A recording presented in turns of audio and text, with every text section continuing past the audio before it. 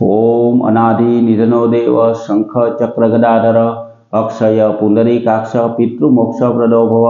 हर हर महादेव। बधा पारिवारिक मित्रों तमारा बधानुं अमारी आशीर्वाद ज्योतिष चेनल में हार्दिक स्वागत है। हमेशा माटे धार्मिक और आध्यात्मिक माहिती अमारी चेनल द्वारा रजू करवामां आवती होय के जेमां दरेक वार तहेवारनुं महत्व और हमेशानुं पंचांग पण अमारी चेनल द्वारा रजू करवामां आवतुं होय। मेनी हारवार मित्रों कोईपण प्रकारनो वार तहेवार के व्रत आवतुं होय तो एनुं पण पूरेपूरी सारी और साची माहिती अमारी चेनल द्वारा रजू करवामां आवती होय। तो मित्रों अत्यारे जे आवी रह्यो छे ते चैत्र महीना विशेनी वात करीए तो चैत्र महीनो एटले आम जोईए तो पितृओने प्रसन्न करवानो पण महीनो कहेवामां आवे। ज्यारे चैत्र महीनानो प्रारंभ थाय एटले के चैत्र महीनानो ज्यारे शरूआत होय त्यारे आपणे चैत्री नवरात्रि चालू थती होय अने चैत्री नवरात्रिमां रामनवमी पछी एटले के नवमा नोरता पछी ज्यारे दशेरा वया जाय ते पछीना जे दिवसो होय तेमां दरेक जग्याए आपणे पितृ कार्यना दर्शन थता होय। तो मित्रों पितृ कार्य करवाथी आपणा जीवनना केटला लाभ मळता होय अने केवा केवा उपाय करवाथी तेमां राहत मळे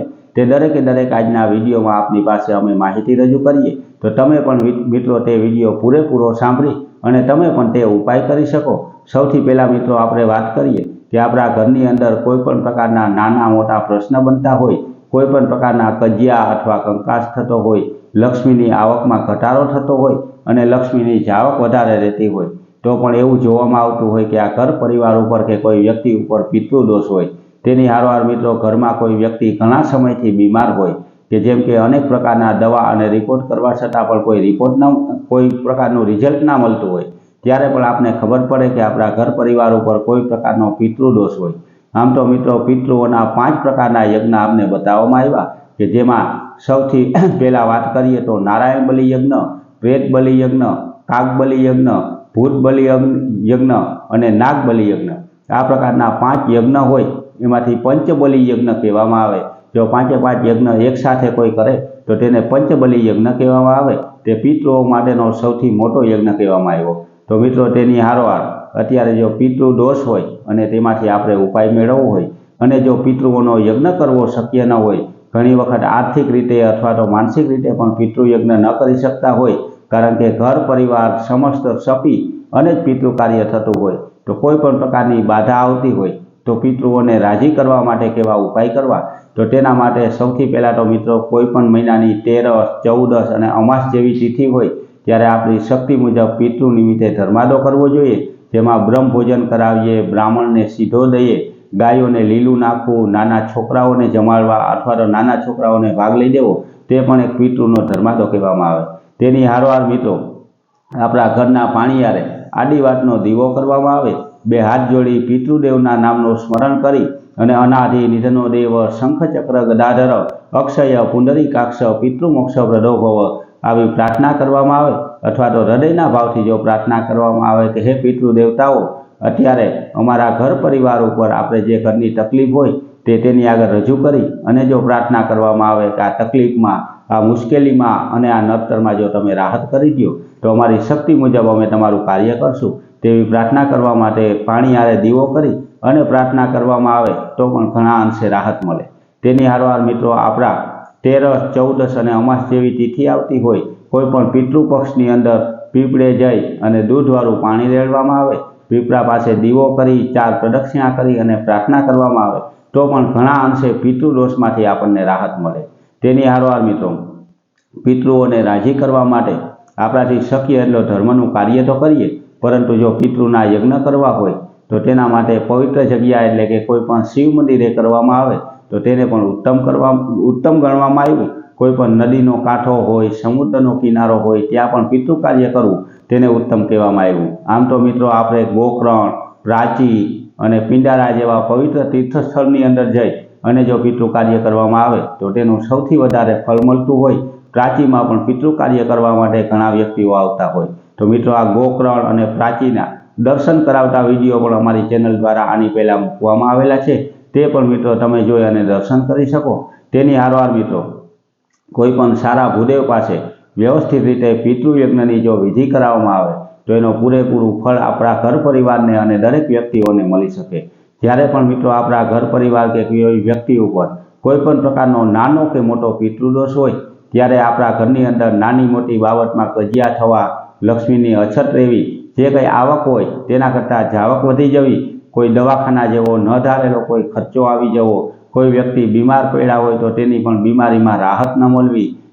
સમાજની હારે આપણે પૂરા ભરી ન શકતા હોય, આપણા મગજની અંદર ખોટા વિચાર આવતા હોય, ત્યારે આવું બધું થવાના જે મોટી નિશાની હોય તે પિતૃદોષની નિશાની ગણવામાં આવી। તો મિત્રો, પિતૃદોષની કોઈ પણ પ્રકારની નિશાની હોય, આવી કોઈ પણ પ્રકારની આપણે નડતર હોય તો બે હાથ જોડી પિતૃદેવને હૃદયના ભાવથી પ્રાર્થના કરવી જોઈએ। પિતૃઓના આશીર્વાદ મિત્રો આપણને મળી જાય તો આપણા જીવનના દરેક કાર્ય સિદ્ધ થઈ જાય, કોઈ પણ અટકેલા કાર્ય પણ પરિપૂર્ણ થાય, તેની હારવાર ન ધારેલી સફળતા પણ પિતૃના આશીર્વાદથી આપણને મળી શકે। એટલે મિત્રો, પિતૃદેવને પ્રસન્ન કરવા માટે આપણી શક્તિ મુજબ હંમેશા માટે ધર્મનું કાર્ય કરવું જોઈએ। જે કંઈ ધર્માદો આપને બતાવ્યો તેમાંથી આપણી શક્તિ મુજબ ફૂલ નહીં તો ફૂલની પાખડી રૂપે પણ પિતૃઓનો ભાગ કાઢી અને જો તેનો ધર્માદો કરવામાં આવે તો તે આપણા જીવનના દરેક કાર્ય સિદ્ધ થઈ જાય। ઘણી વખત મિત્રો, આપણા ઘર પરિવારની અંદર જુવાન દીકરા અથવા દીકરીઓ હોય તો તેના પણ સગપણ બારાના પણ પ્રશ્ન ઘણા આટીઘૂટીવાળા હોય, તો આવા પ્રશ્નમાં પણ જો જોવામાં આવે તો ઘણી વખત પિતૃઓની નડતર બતાવતા હોય। કોઈ પિતૃ આપણા ઘર પરિવાર પાસે કોઈ પણ પ્રકારની આશા કરતા હોય, અપેક્ષા કરતા હોય તો પણ તે આવા કાર્ય અટકાવતા હોય। તો પણ મિત્રો, બે હાથ જોડી અને પિતૃદેવને જો પ્રાર્થના કરવામાં આવે તો પિતૃદેવના આશીર્વાદ મળે તો આપણા ન ધારેલા કાર્ય પણ સફળ થાય। આવી જ રીતે મિત્રો,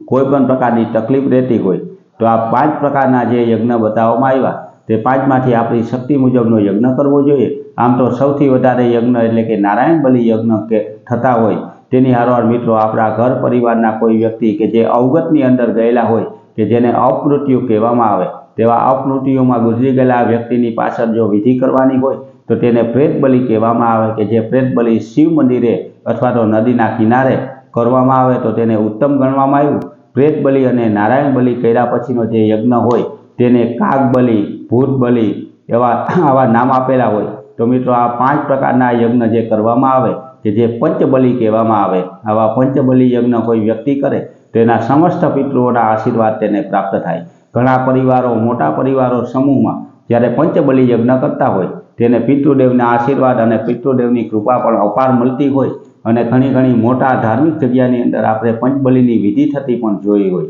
મિત્રો, જે કંઈ આપણે વિધિ કરીએ, જે કોઈ યજ્ઞ કરીએ, પિતૃ નિમિત્તે જે કાર્ય કરીએ તે પૂરેપૂરી શ્રદ્ધાથી, વિશ્વાસથી, ભાવથી અને ભરોસાથી જો કરવામાં આવે તો તેમાં 100% આપણને રાહત મળી શકે, એમાં કોઈ પ્રકારની શંકા નથી।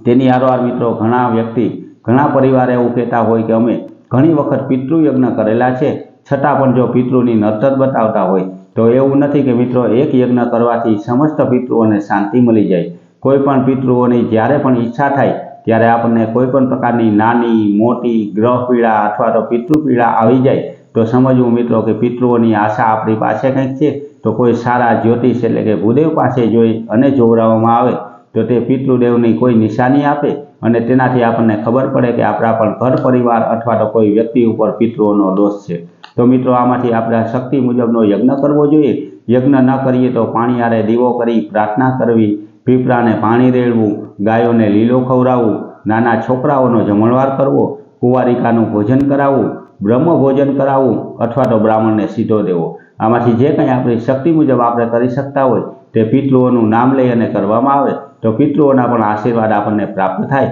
અને પિતૃઓને પણ સદગતિની પ્રાપ્તિ થાય કે જેનાથી તે આનંદમાં આવી અને આપણને આશીર્વાદ આપી શકે। હંમેશા માટે મિત્રો, આવી સારી, સાચી અને સચોટ રીતે આપણે સમજાય તેવી જ માહિતી અમારા દ્વારા રજૂ કરવામાં આવતી હોય તો મિત્રો, આ ચૈત્ર મહિનામાં કદાચ આપણા ઘર પરિવાર કે કોઈ વ્યક્તિ ઉપર કોઈ પણ પ્રકારનો દોષ ન હોય, કોઈ નડતર ન હોય તો પણ પિતૃ નિમિત્તે જે કરી શકતા હોય તે ધર્માદો જરૂર કરવો જોઈએ કે જેનાથી પિતૃદેવના આશીર્વાદ આપણને પ્રાપ્ત થાય અને આવી આશીર્વાદ હંમેશા માટે મળતા રહે કે જેનાથી આપણા ઘર પરિવારમાં કોઈ પણ પ્રકારના માંગલિક કાર્ય થવાના પણ યોગ ઊભા થાય। જીવનના કોઈ પણ પ્રકારના અટકેલા કાર્ય હોય તો તે પણ નિર્વિઘ્નતાથી પાર પડી જાય। પિતૃઓની પૂજા કરવાથી ભગવાન વિષ્ણુ ભગવાન અને માં લક્ષ્મીજીના પણ આશીર્વાદ આપણા ઘર પરિવાર ઉપર આવે કે જેનાથી માં લક્ષ્મીજીની કૃપા વરસે અને ઘરની અંદર શુદ્ધ, સાત્વિક અને સારા લક્ષ્મીની પ્રાપ્તિ થાય। હંમેશા માટે મિત્રો, આવી ધાર્મિક અને આધ્યાત્મિક માહિતી આપની પાસે રજૂ કરતા હોય તો આપને પણ ઘરે બેઠા મિત્રો આવી ધાર્મિક માહિતી મળતી રહે, હંમેશાનું પંચાંગ પણ ઘરે બેઠા મળતું રહે અને તેની હારવાર કોઈ પણ પ્રકારનો વાર તહેવાર કે કોઈ વ્રત આવતું હોય તો તેની પણ પૂરેપૂરી સારી અને સાચી માહિતી આપણને ઘરે બેઠા મળતી રહે. એટલે કે હિન્દુ ધર્મને લાગુ પડતી માહિતી અને હંમેશાનું પંચાંગ મેળવવા માટે મિત્રો અમારી ચેનલને લાઈક કરી, સબસ્ક્રાઈબ કરી અને શેર કરજો બધા પારિવારિક મિત્રોને. હર હર મહાદેવ.